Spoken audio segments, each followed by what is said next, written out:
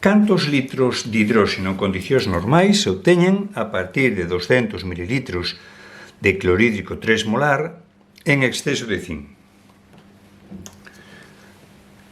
Sabemos que, primer paso, sempre axustar a ecuación química. Escribimos a ecuación química, o zinc máis o clorhídrico para dar cloruro de zinc máis hidróxeno. Dos moléculas de cloruro de zinc ya nos permiten obter o mismo número de átomos en reactivos e produtos. Segundo paso, moles. Escribimos debaixo de cada sustancia os moles correspondentes. Un mol de zinc, 2 moles de cloruro de hidróxeno o ácido clorhídrico, un mol de cloruro de zinc e un mol de hidróxeno. Terceiro,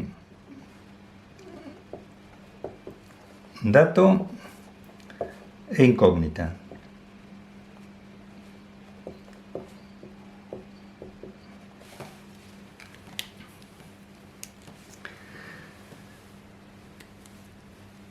En este caso, nos preguntan cantos litros de hidróxeno en condiciones normales se obteñen, por tanto, a incógnita son litros en condiciones normais. Y el dato son 200 mililitros de disolución 3 molar. Nos lo dan de esta forma. Cando nos dan unha disolución como reactivo, o que reacciona é nada máis que o soluto. Polo tanto, temos que calcular o número de moles de soluto ou a masa de soluto puro que tenemos en esa cantidad que nos dan. Neste caso, como nos dan a molaridade e o volume, sabemos que a molaridade é o número de moles de soluto entre o volumen da disolución. Será máis fácil calcular o número de moles de soluto. Molaridade por volume. A molaridade serán 3 moles por litro, o volumen 200 ml son 0,2 litros. Nos dá un resultado de 0,6 moles. Por tanto, nós, neste volumen desta disolución de clorhídrico, temos 0,6 moles de soluto puro. Este é o valor que nos interesa. Por tanto, xa nos podemos olvidar do dato tal cal nos lo daban. Vamos a traballar cos 0,6 moles de soluto puro.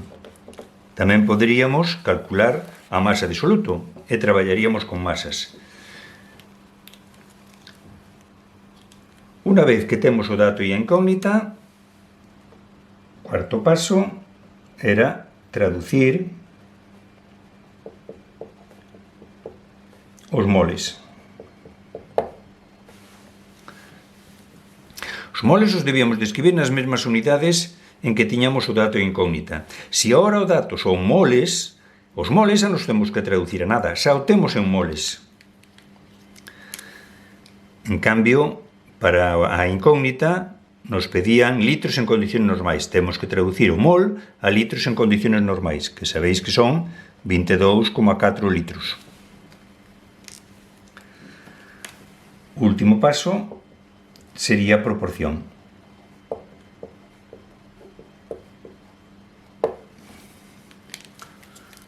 Primeiro, ímolo facer por unha simple proporción e logo por factores de conversión.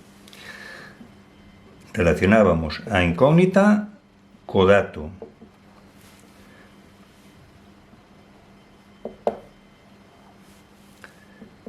Cantos litros de hidróxeno se obteñen, ahora el dato era 0,6 moles de clorhídrico.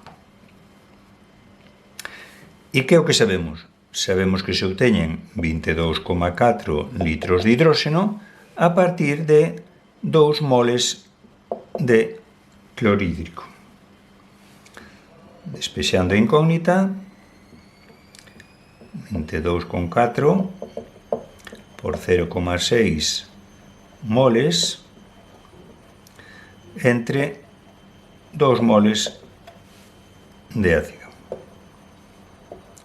Os moles nos van, nos queda 6,72 litros de hidróxeno en condicións normais.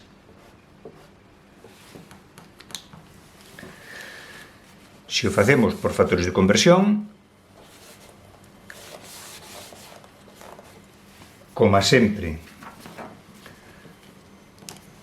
partíamos do dato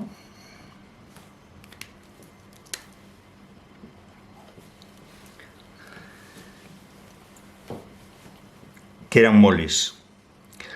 Los moles xa os temos en moles. Entonces, os moles xa os podemos relacionar con moles da outra sustancia. Os moles los relacionábamos con moles da outra sustancia. E os moles os pasamos a gramos.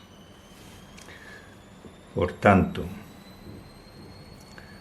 0,6 moles de HCl. Ahora os moles de HCl os relacionamos con moles de hidróxeno. E os moles de hidróxeno os pasamos a litros de hidróxeno en condicións normais. Moles de ácido relacionado con moles de hidróxeno. 2 moles de ácido producen un mol de hidróxeno. E un mol de hidróxeno son 22,4 litros.